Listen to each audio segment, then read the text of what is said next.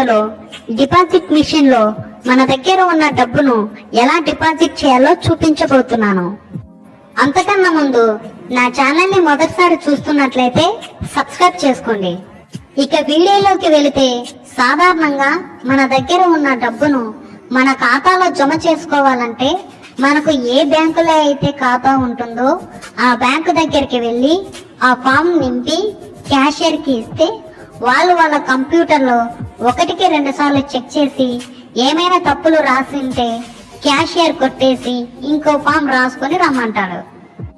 మళ్ళీ ఫామ్ ని ఫిల్ చేయడానికి మన దగ్గర పెన్ను ఉండదు. బ్యాంకుకు వచ్చిన మిగతా వాళ్ళను పెన్ను అడిగి కొద్దిసేపు వెయిట్ చేయమంటే 10 నిమిషాలు ఆగి ఈసారి అన్ని కరెక్ట్ గా ఫిల్ చేసి డబ్బును ఫామ్ను క్యాషియర్ కి ఇస్తే ఆయన చెక్ చేసి మన అకౌంట్ లో డబ్బులు వేస్తాడు. ఇదంతా పాత పద్ధతి. ఈ పద్ధతి నుండి మనమే సొంతంగా డిపాజిట్ మిషన్ దగ్గరికి వెళ్ళి కేవలం అకౌంట్ నెంబర్ తో మన దగ్గర ఉన్న డబ్బును మిషన్ లో డిపాజిట్ చేయడం ద్వారా మన అకౌంట్ లో మనీ జమ అవుతుంది. అది ఎలాగో ఇప్పుడు ఈ వీడియోలో చూద్దాం. నాకు ఇండియన్ బ్యాంక్ లో అకౌంట్ ఉంది కాబట్టి మీకు ఇండియన్ బ్యాంక్ యొక్క డిపాజిట్ మిషన్ ని చూపించబోతున్నాను. Please enter your account number అని ఉంది కదండి. ఇక్కడ మన అకౌంట్ నెంబర్ ని టైప్ చేసి కరెక్ట్ అని క్లిక్ చేయాలి. మళ్ళీ రెండోసారి టైప్ చేయమని అడుగుతుంది. రెండోసారి కూడా టైప్ చేసి అక్కడ కరెక్ట్ అని క్లిక్ చేయాలి. అకౌంట్ హోల్డర్ యొక్క డీటెయిల్స్ అందులో చూపిస్తుంది. డిపాజిట్ అన్న చోట ఇప్పుడు క్లిక్ చేయాలి. టర్మ్స్ అండ్ కండిషన్ ని మనం చదవలేదు కాబట్టి అగ్రి అని నొక్కి సేవింగ్ బ్యాంక్ మీద క్లిక్ చేయాలి. సో ఇప్పుడు 100 కానీ 500 కానీ 600 కానీ అందులో వేయాలి. సో డబ్బులు అనేది అందులో వేస్తున్నాము.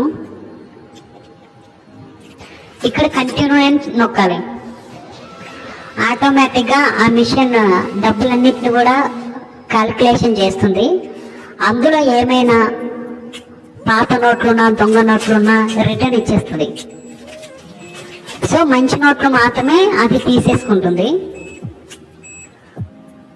మొత్తం క్యాలిక్యులేషన్ చేసి ఎంత అమౌంట్ తీసుకుంటుంది అనేసి అందులో ఉంటుంది. మనం డిపాజిట్ అని నొక్కగానే అది మిషన్ తీసేసుకుని మన అకౌంట్ లోకి అమౌంట్ అనేది పడుతుంది.